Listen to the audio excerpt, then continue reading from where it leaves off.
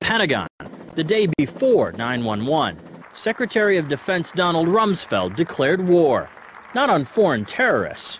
The adversary is closer to home.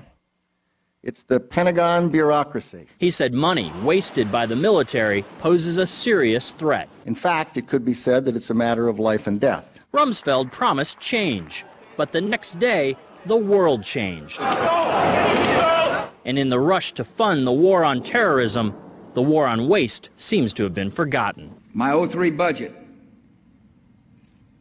calls for more than $48 billion in new defense spending. More money for the Pentagon when its own auditors admit the military cannot account for 25% of what it already spends. According to some estimates, we cannot track $2.3 trillion in transactions. $2.3 trillion with a T.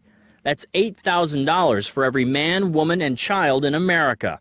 To understand how the Pentagon can lose track of trillions, consider the case of one military accountant who tried to find out what happened to a mere $300 million. We know it's gone, but we don't know what they spent it on.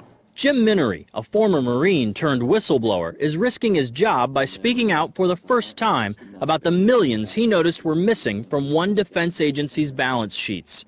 Minery tried to follow the money trail, even crisscrossing the country looking for records. The director looked at me and he says, "Why do you care about this stuff?" It took me aback, you know.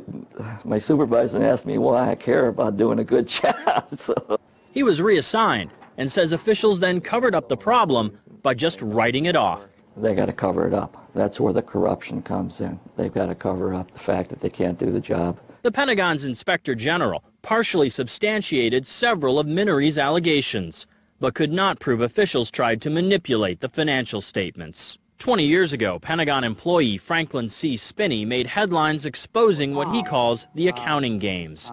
He's still there, and although he does not speak for the Pentagon, he believes the problem has gotten worse. Those numbers are pie in the sky. The books are cooked routinely year after year after year. Retired Vice Admiral Jack Shanahan commanded the Navy's Second Fleet the first time Donald Rumsfeld served as Defense Secretary. With good financial oversight, we could find $48 billion in loose change in that building without having to hit the taxpayers. In the 2.5 minutes since this report began, the Pentagon has spent nearly $2 million, and it may never know where 25% of those tax dollars went. In Los Angeles, I'm Vince Gonzalez for Eye on America.